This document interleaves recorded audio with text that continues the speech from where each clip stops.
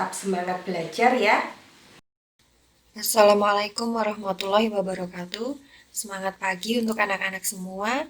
Sudah sarapan, sudah mandi, sudah bersih ya. Jangan lupa kalian tetap berolahraga pagi untuk menjaga kesehatan badan kalian. Terlebih dahulu kalian silahkan berdoa untuk memulai pelajaran hari ini ya, agar ilmu yang kalian dapat nanti bermanfaat dan berguna ke depannya. Silahkan Bu Guru berikan waktu sebentar. Baik, sudah berdoa ya. Kita bertemu lagi pada tema yang ketiga, subtema 3. Ayo cintai lingkungan dengan materi PPKN, IPA, dan SPDP. Silahkan diperhatikan untuk gambar yang sudah Bu Guru tampilkan pada slide di sini. Kalian perhatikan ya, ada 3 orang anak yang menutup hidungnya. Kira-kira apa ya yang terjadi? Nah, mari kita lihat ya ceritanya. Pulang sekolah, Udin, Lani, dan Beni pergi ke pasar. Beni ingin membeli sapu ijuk titipan ibunya. Tak berapa lama, Udin menutup hidungnya karena mencium bau busuk dari sampah yang berserakan di pasar. Keadaan ini terjadi karena banyak sekali sampah tidak dibuang pada tempatnya. Aliran air juga tidak lancar karena selokan tersumbat. Lani dan Beni juga menutup hidungnya. Sesudah membeli sapu ijuk, mereka segera bergegas keluar pasar. Hari itu, Udin, Lani, dan Beni memperoleh pengalaman yang berharga. Nah, dari cerita itu kita mengetahui bahwa setiap orang berhak menikmati lingkungan yang bersih dan nyaman. Tetapi dengan membuang sampah sembarangan, kita telah mengambil hak orang lain. Kita harus memulai dari diri kita sendiri untuk menjaga lingkungan kita agar tetap bersih dan nyaman ya. Nah, setelah kalian menyimak cerita Beni, Lani, dan Udin tadi yang berada di dalam pasar yang lingkungannya berbau busuk ya. Nah, kira-kira apa saja yang dapat kalian lakukan untuk menjaga lingkungan?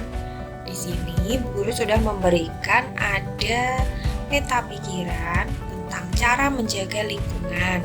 Nah, anak-anak diminta untuk menjawab dengan melengkapi peta pikiran yang ada di gambar tersebut ya.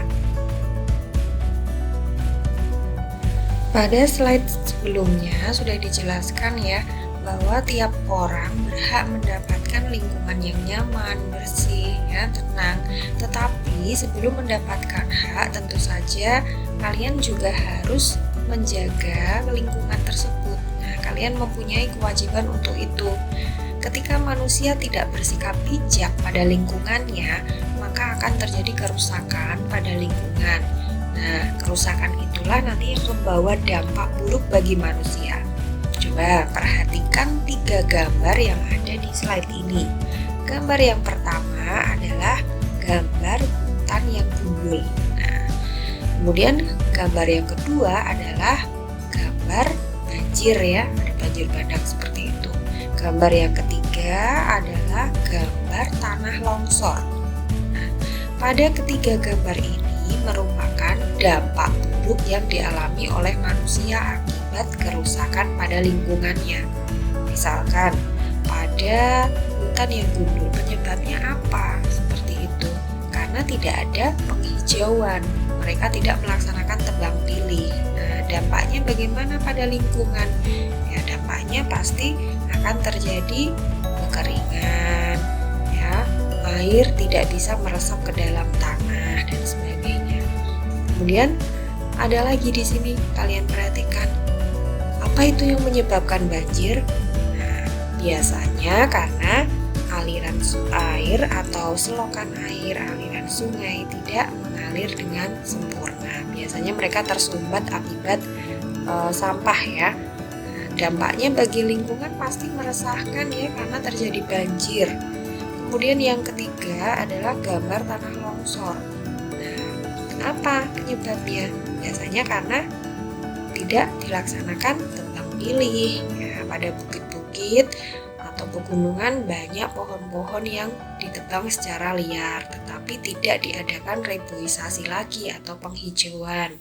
Nah, akibatnya tanah-tanah tersebut longsor dan tentu saja kalian tahu ya dampaknya seperti apa.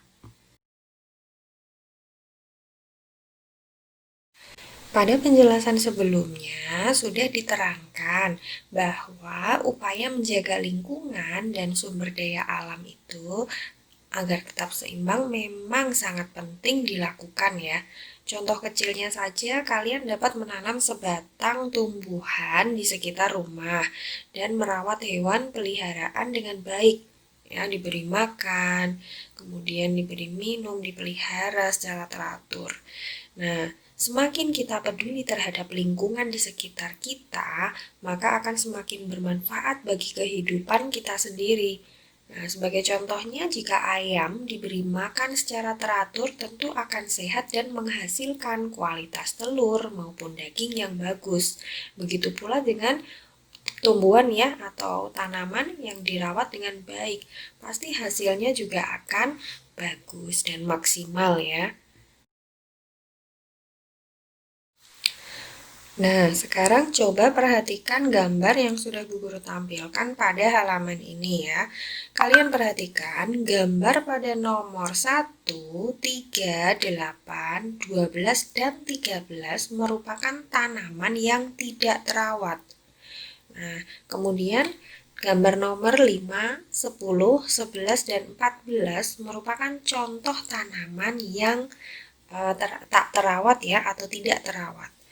Nah, sedangkan gambar yang nomor 2, 4, 7, 15 merupakan contoh hewan-hewan yang terawat. Nah, gambar nomor 6, 9, 16 adalah hewan yang tidak terawat. Kalian bisa membandingkan ya. Nah, kalau tanaman yang terawat biasanya daunnya hijau, segar ya, tumbuhnya subur pasti itu. Tapi kalau yang tidak terawat bagaimana? Keadaan daunnya layu, bahkan menguning langsung atau juga mati ya. Nah, sama seperti hewan. Hewan yang terawat biasanya dia mempunyai bulu-bulu yang segar, yang bagus ya, yang halus. Tetapi jika hewan itu tidak terawat, biasanya dalam kondisi yang kurus ya, kekurangan makanan, tidak terurus, liar ya, mencari makan di mana-mana dengan liar. Kemudian kalau hewan yang tidak terawat tadi sudah Bu Guru berikan ya, begitu pula tanaman ya. Nah, kalian bisa mencari contoh yang lain, seperti apa ciri-ciri tanaman dan hewan yang terawat maupun yang tidak terawat. Merawat hewan maupun tumbuhan itu merupakan perilaku cinta lingkungan ya, jadi kalian perlu mengingat itu. Nah, bagaimana dengan lahan kosong yang tidak terawat? Tidak hanya hewan dan tumbuhan saja ya. Nah, lahan kosong yang tidak terawat membuat lingkungan kita kurang enak dipandang ya, bahkan jika lahan itu terlihat kotor ya. Pemanfaatan lahan kosong di pekarangan merupakan cara penghijauan sebagai wujud perilaku peduli terhadap lingkungan. Dengan menanam tanaman pada lahan yang sudah lama tidak terpakai, itu dapat menyegarkan kembali keadaan tanah di lahan itu. Nah, salah satunya bagaimana? Salah satunya yaitu dengan cara menghijaukan lahan tersebut dengan menanam berbagai tanaman yang bermanfaat. Contohnya adalah toga, tanaman obat keluarga seperti kencur, kunyit, dan jahe. Nah, di sini kita lihat ibunya Siti itu mengetahui bahwa lahan kosong di rumahnya dapat ditanami tanaman obat. Sehingga Siti dan ibunya membuat jadwal penyiraman tanaman obat mereka. Nah, kalian bisa melihat informasi pada penjelasan berikutnya. Sekali lagi Bu Guru sampaikan bahwa memanfaatkan lahan kosong dengan cara menanam tanaman yang bermanfaat seperti toga itu merupakan salah satu perilaku peduli pada lingkungan sekitar ya. Nah, seperti yang dilakukan Siti dengan ibunya dengan menanam toga seperti kencur ya, kunyit dan jahe.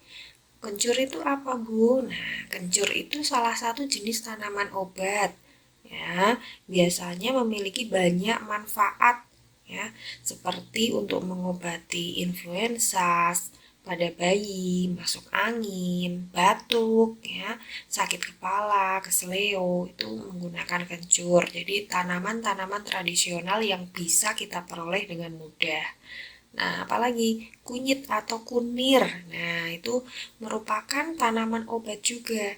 Biasanya ibu-ibu itu memanfaatkan kunyit untuk campuran bahan makanan untuk masakan agar berwarna kuning, untuk menghasilkan warna kuning menggunakan kunyit. Tetapi kunyit itu juga mempunyai manfaat ya. Nah, kunyit sangat baik itu untuk ditanam di musim hujan dengan penyinaran matahari yang cukup. Nah, kunyit itu mengobati juga berbagai macam penyakit ya. Nah, berikutnya adalah jahe. Nah, jahe itu juga sama, jahe mudah didapatkan di sekitar kita ya. Jahe merupakan tanaman tradisional yang banyak dimanfaatkan misalnya untuk bumbu masak, ya, pemberi aroma, kemudian rasa pedas pada makanan ya, sehingga jahe juga bagus untuk mengatasi misalkan sakit masuk angin ya, sebagai obat-obatan tradisional.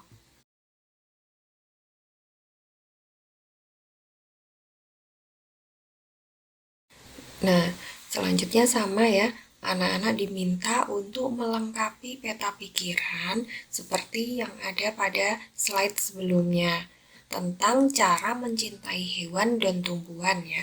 Bagaimana caranya kalian tuliskan pada titik-titik yang ada di dalam kotak itu, dilengkapi ya.